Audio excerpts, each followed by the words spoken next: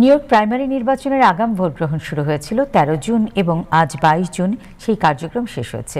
আগাম ভোট গ্রহণ পর্বে বিভিন্ন ভোট কেন্দ্রে ভোটারদের উল্লেখযোগ্য উপস্থিতি লক্ষ্য করা গেছে। ভোটাররা স্বতঃস্ফূর্তভাবে ভোট কেন্দ্রে এসে তাদের ভোটাধিকার প্রয়োগ করেছেন। আগামী ৩০ জুন অনুষ্ঠিত হবে মূল প্রাইমারি নির্বাচন। নির্বাচনকে ঘিরে বাংলাদেশি আমেরিকান কমিউনিটির মধ্যে ব্যাপক উৎসাহ উদ্দীপনা দেখা যাচ্ছে। প্রার্থীরা ইতিমধ্যেই ভোটারদের দাঁড়ে দাঁড়ে গিয়ে প্রচারণা চালিয়েছেন এবং বিভিন্ন কমিউনিটির সভা, মতবিনিময় অনুষ্ঠান ও জনসংযোগ কার্যক্রমে অংশ নিয়েছেন। ভোটারদের আশা, নির্বাচিত জনপ্রতিনিধিরা শিক্ষা, আবাসন, জননিরাপত্তা, অভিবাসী অধিকার এবং কমিউনিটির সার্বিক উন্নয়নে কার্যকর ভূমিকা পালন করবেন।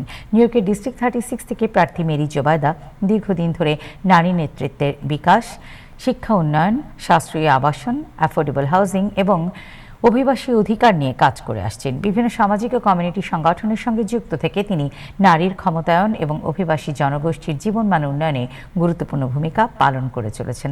তার সমর্থকরা আশা করছেন নির্বাচিত হলে তিনি কমিউনিটির স্বার্থ রক্ষায় আরও কার্যকর ভূমিকা রাখতে সক্ষম হবেন। আজকে আমি আর্লি ভোটিংয়ে আসছি। আমি অলরেডি ভোট দিয়ে আসছি, কোনো লাইন নাই।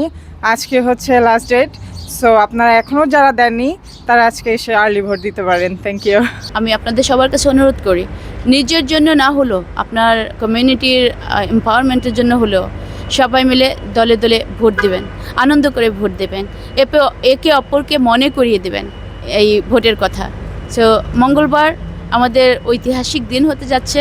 আমি আপনাদের সবার কাছে অনুরোধ করছি যে আপনারা সবাই এসে ভোট দেবেন।